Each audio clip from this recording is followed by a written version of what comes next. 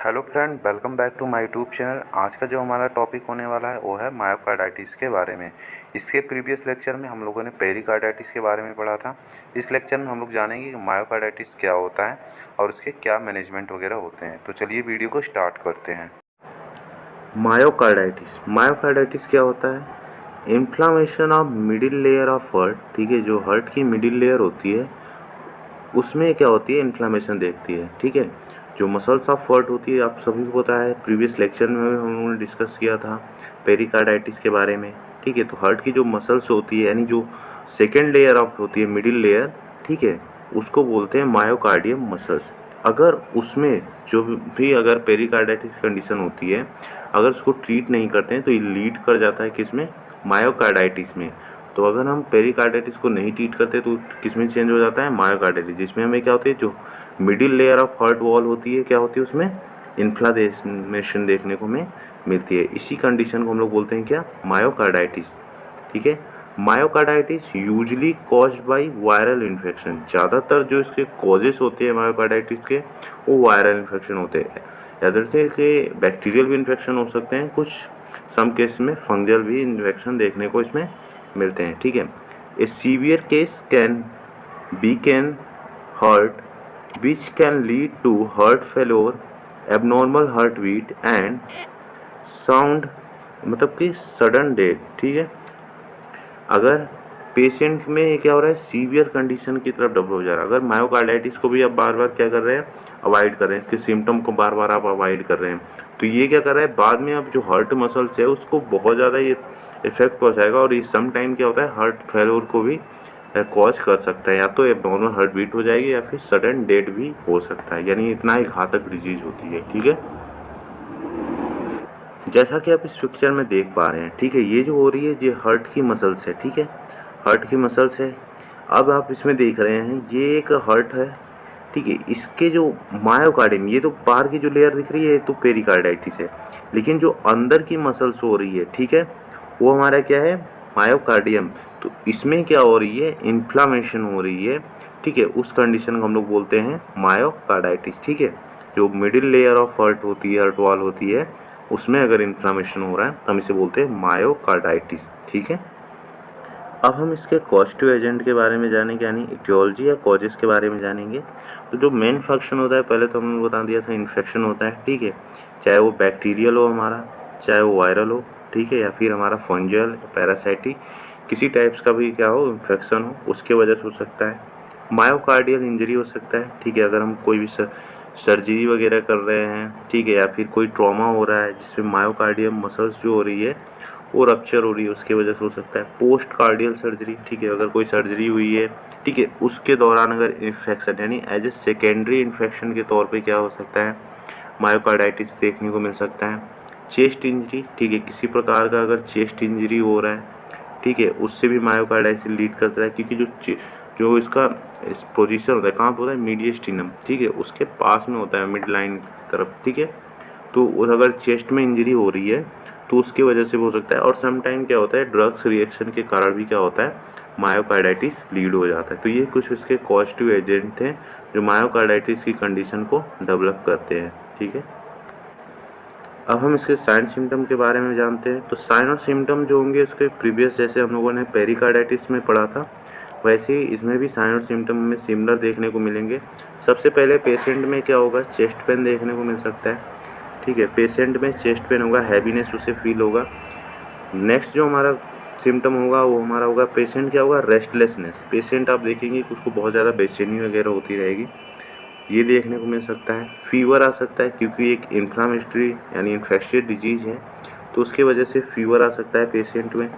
Patient फैटिक दिखेगा, आपको बहुत ज़्यादा थका थका सा लगेगा। पाल्पिटेशन देखने को आपको मिल सकता है पेशेंट में, और डिस्पीनिया, ठीक है, डिफ़िकल्टी इन ब्रीदिंग आपको पेशेंट में देखने को मिल सकता है। ये कुछ उसके कॉमन साइन सिम्टम थे जो मायोकार्डाइटिस की कंडीशन डेवलप होने पर आपको देखने पे मिल सकती है। अब हम बात करते हैं इसके डायग्नोसिस की, कि आप कैसे इसको डायग्नोस करेंगे कि ये मायोकार्डाइटिस की कंडीशन है। सबसे पहले हम पेशेंट, अगर कोई भी डायग्नोसिस करते हैं तो हम सबसे पहले पेशेंट की हिस्ट्री लेते हैं, जिससे हमें पता रहता है कि पेशेंट को पेन कहाँ पे हो रहा है, ठीक है, कितने दिनों से हो रहा है। तो ये कंडीशन हमें जानने के लिए हम क्या करते हैं, पेशेंट की हिस्ट्री लेते हैं, ठीक है। नेक्स्ट जो हम डायग्नोसिस करते हैं पेशेंट में फिजिकल एग्जामिनेशन करते हैं, मतलब कि पाल्पेट करके या फिर ऑस्कल्टेट करके हम क्या करते हैं पेशेंट का फिजिकल एग्जामिनेशन करेंगे, जिससे हम एक्चुअल आइडेंटिफिकेशन करते हैं, ठीक है। उससे भी अगर हमें नहीं मिल पा रहा है तो हम पेशेंट में फर्स्ट ऑफ और मतलब डायग्नोसिस की ओर बढ़ते हैं, तो जो हमारा होता है ईसीजी। ईसीजी में आपको क्या होता है एबनॉर्मलिटीज़ देखने को मिलता है, ठीक है। नेक्स्ट जो हम डायग्नोसिस करा सकते हैं इसमें इकोकार्डियोग्राफी करा सकते हैं, ठीक है, या फिर इसे हम लोग बोलते हैं कार्डियक अल्ट्रासाउंड, ठीक है। जब हार्ट की जो भी एक्टिविटी होती है मॉनिटर होती है एक साउंड के रूप में, मतलब ठीक है अल्ट्राग्राफी, मतलब जैसे कि अल्ट्रासोनोग्राफी होता है तो उसी प्रकार से भी ये भी है इकोकार्डियोग्राफी होती है, उसमें हम देख सकते हैं। ये सब जितने भी डायग्नोसिस है प्रीवियस लेक्चर में मैंने डिस्कस भी किया है। कॉमन टाइप के अगर कोई भी डिजीज कंडीशन आ रही है तो ये डायग्नोसिस आप लिख सकते हैं किसी में भी। आप अगर उसको वीडियो को नहीं देखा है तो आपका डिस्क्रिप्शन लिंक में उस वीडियो का लिंक मिल जाएगा, आप उसे एक बार चेकआउट कर सकते हैं, ठीक है। नेक्स्ट जो हमारा होता है कार्डियक मार्कर, ठीक है, कार्डियक मार्कर भी हम टेस्ट करा सकते हैं उसमें। और लास्ट जो होता है ब्लड टेस्ट, हम उसमें सीबीसी वगैरह कराते हैं, जिसमें हमें इन्फेक्शन मतलब कि एक इन्फेक्शन हुआ रहेगा तो डब्ल्यूबीसी का जो अमाउंट रहेगा उसमें हमें बढ़ा देखने को मिल सकता है। तो ये कुछ उसके कॉमन मतलब डायग्नोसिस थे जब मायोकार्डिटिस कंडीशन होती है तो उसमें आप करा सकते हैं, ठीक है।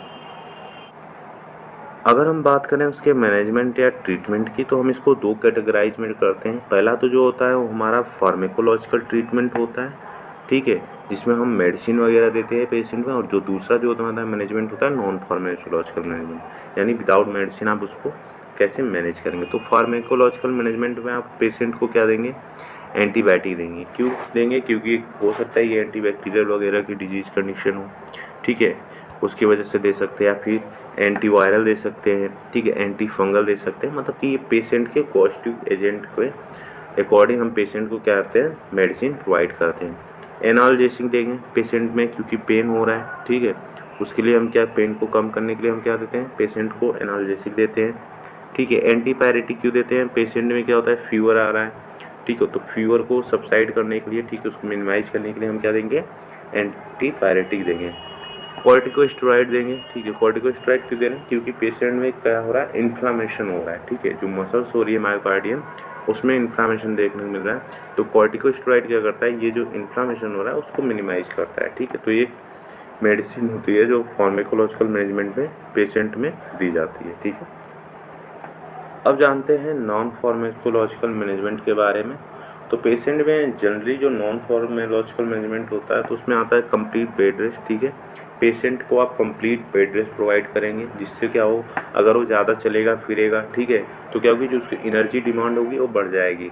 अब ये क्या हो रही है ब्लड, आपको पता है कि जब मायोकार्डियम मसल्स रप्चर हुई है तो वहाँ पे क्या हो रही है जो कॉन्ट्रैक्शन ऑफ ब्लड हो रहा है, ठीक है, जो नहीं फोर्स ऑफ कॉन्ट्रैक्शन हो रहा है वो भी कहीं ना कहीं क्या हो रहा है अफेक्टेड हो रहा है। जो हमारे बॉडी को ब्लड की सप्लाई यानी ऑक्सीजन की सप्लाई मिलनी चाहिए वो प्रॉपर नहीं मिल पा रही, तो उसके कारण से पेशेंट का होगा फैटिगनेस होगा, ज़्यादा चलेगा फिरेगा तो और ज़्यादा फैटिगनेस होगा। तो हम पेशेंट को बोलेंगे आप कंप्लीट बेड रेस्ट करें, जिससे आपकी जो रिकवरी प्रोसेस हो रही है, ठीक है, आप मेडिसिन जो भी वगैरह चला रहे हैं तो उससे रिकवरी प्रोसेस क्या होती है फास्ट हो जाती है, जल्दी पेशेंट ठीक होने लगता है। Take sodium and salt restricted fat diet, ठीक है, जो भी होता है जो भी सॉल्ट रिस्ट्रिक्टेड या फिर फैट रिस्ट्रिक्टेड डाइट होता है हम क्या करते हैं उसको देते हैं, ठीक है। ज़्यादा पेशेंट अगर आप सोडियम ज़्यादा देंगे तो क्या होगा हाइपरटेंशन को कॉज करेगा, कहीं ना कहीं ये क्या कर रहा है मायोकार्डिटिस को और भी सीवियर करने में हेल्प करेगा, ठीक है। फॉलोअप चेकअप हम पेशेंट को बताएंगे, आप रेगुलर आप चेकअप कराते रहिएगा, जिससे जो भी सिम्टम इसके अराइज हो रहे हैं, ठीक है, उसको अर्ली हम क्या करें आइडेंटिफाई कर सकें, ठीक है। अवॉइड एएसटी, एएसटी का मतलब होता है एल्कोहल स्मोकिंग टोबैको, किसी प्रकार का आप एल्कोहल स्मोकिंग टोबैको नहीं करना है उस केस में, ठीक है, उसको पूरी तरीके से अवॉइड करना है। अवॉइड स्ट्रेस, ठीक है, ओवर स्ट्रेस नहीं लेना है किसी भी चीज़ का लेकर। तो आप ये पेशेंट को क्या करेंगे एक्सप्लेन करेंगे या फिर उन पेशेंट को या फिर उनके अटेंडेंट को, ठीक है। डोंट लिफ्ट हैवी वेट, ठीक है, आप पेशेंट को एडवाइस करेंगे कि आप ज़्यादा हैवी वेट ना उठाएं, ठीक है, इससे आपको मसल्स जो हो सकती है और रप्चर हो सकती है, सीवियरिटी की तरफ बढ़ सकती है, ठीक है। इस लेक्चर में हम लोगों ने जाना कि मायोकार्डाइटिस क्या होता है, उसके पॉजिटिव एजेंट को देखा गया, ठीक है, और कौन से साइन और सिम्टम जो होते हैं मायोकार्डाइटिस की कंडीशन में एराइज होते हैं, तो इन सब चीज़ों के बारे में हम लोगों ने जाना है, ठीक है। तो अगर आपको वीडियो पसंद आया हो तो प्लीज़ वीडियो को लाइक करें, चैनल को सब्सक्राइब करना ना भूलें। मिलते हैं नेक्स्ट वीडियो में।